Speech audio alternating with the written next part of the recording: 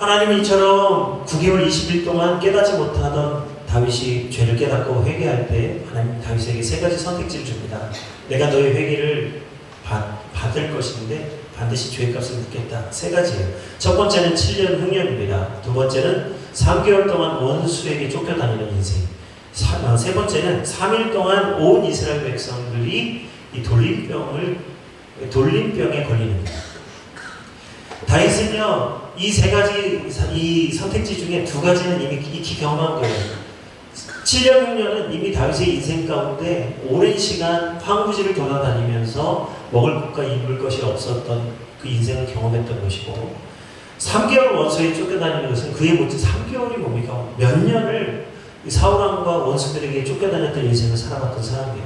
그러니까 다시 이제 노년에 3개월 원수 쫓겨다니는 거, 7년, 6년, 이거는 감당하기가 어려운 거예요. 그런데 3일? 돌림병?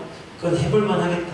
한 번도 경험해보지 않았던 세 번째 선택지를 경험합니다. 내가 원수의 손에 빠지는 것보다 우리가 여호와의 손에 빠지는 것이 낫겠다 해서 세 번째 선택지 3일 온역, 옛 성경에 3일 온역을 선택합니다. 그런데 이 3일 동안 일어난 사건이 어마어마한 거예요. 단에서부터 브엘세바까지 돌림병으로 죽은 자가 7만 명입니다. 이게 성경은 남성을 그 숫자로 세잖아요. 그러니까 이게 지금 그 군사 중에 7만 명이 죽었다는 거예요. 그리고 이제 여호와의 천사가 예루살렘도 치료할 때에 오늘 하나님께서 천사를 막으십니다. 이제 됐다. 그만하면 돼. 그래서 천사가 아라우나의 타작마당에 서 있을 때 다윗이 그 천사 앞에 엎드려 하나님께 이렇게 고백합니다. 사무엘하 24장 17절 말씀이에요. 다윗이 백성을 치는 천사를 보고 곧 여호와께 아뢰어 이르되 나는 범죄하고 악을 행하였거니와 이 양무리는 무엇을 행하였나이까? 청하건대 죄 손으로 나와 내 아버지의 집을 치소서 하니라. 다윗은 3일 돌림병이 이렇게 7만 명이나 죽을 줄 알지 못했어요. 그러나 하나님의 심판을 받아서 7만 명이라는 숫자가 죽었을 때에 오늘 다윗은 하나님 앞에 엎드려 이제 이 모든 죄의 과를 나와 우리 아버지의 집으로 돌려달라고 기도합니다.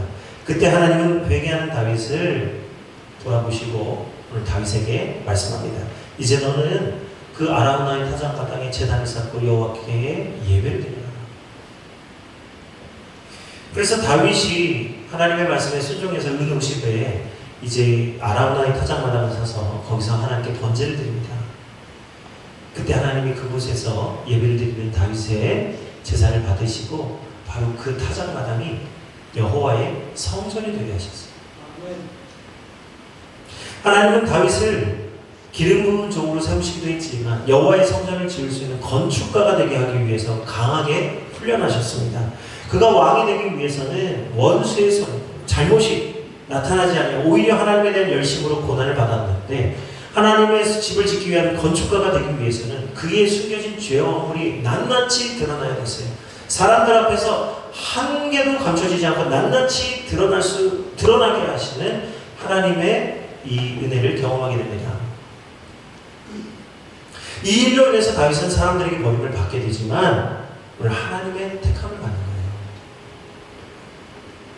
그래서 다윗이 오늘 고백하는 시편 118편에 건축자의 버린 돌이 진모퉁이의 머릿돌이 되었다라고 하는 것은 오늘 완전히 버려진 자, 잊혀진 자 같은 나를 하나님이 택하셔서 여호와의 집을 건축할 수 있는 건축자가 되게 하셨다는 믿음의 고백입니다.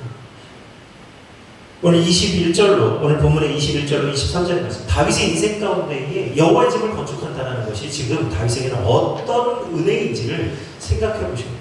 완전히 버려진다. 완전히 잊혀진다. 하나님 앞에서 완전히 실패하고 사람들에게 버림받은 나를 택하셔서 여호와의 집을 건축하게 하신 건축자가 되게 하신 그 은혜를 지금 이 시편에서 고백하고 있습니다. 우리 함께 읽겠습니다. 주께서 내게 응답하시고 나의 구원이 되셨으니 내가 주께 감사하리이다. 건축자가 버린 돌이 진모퉁이의 머릿돌이 되었나니 이는 여호와께서 행하시는 것이요 우리 눈에 기이한 바로다. 아멘. 오늘 다윗이 그토록 사모했던 성전, 결국 이 성전은요 건물이 아니라 오늘 이 성전을 통하여 장차 오실 다윗의 후손 예수 그리스도를 예표하는 말씀이 되었습니다. 그래서 예수님이 이 자신을 나타내실 때, 예표하실 때 건축자의 버린 돌이 집 모퉁이의 모퉁이 돌이 되었다 하고 예수님이 스스로 자신이 성전이심을 말씀해 주셨어요. 이제 사도들도 주 예수 그리스도의 복음을 전할 때 가장 크게 느꼈던 마음이 있는데 그게 뭐냐면 오늘 다윗의 마음. 예수 그리스도의 복음을 전할 때 그들이 느꼈던 마음이 뭐냐? 다윗의 마음. 바로 건축자의 버린 돌이 모퉁이 돌이 되었다는 이 다윗의 마음을 그들도 깨닫게 됩니다. 왜 그렇습니까? 복음을 전하면 우리가 이 복음으로 말미암아 우리의 죄와 우리 드러나게 되고 마치 사람들에게 버려진 것 같이 우리가 사람들에게 인정받지 못할 때가 있어요. 복음을 위해서, 주를 위해서, 진정으로 복음을 위해서 우리가 살면요 사람들에게 버림을 받는 거예요. 인기가 없는 거예요. 복음은 원래부터 인기가 없는 거예요. 그러나 복음을 위해서, 우리가 주를 위해서 복음을 섬기고 예수님을 섬기면 반드시 우리는 건축자의 버린 돌이 집 모퉁이 돌이 되는 기이한 일을 경험하게 될 줄로 믿습니다.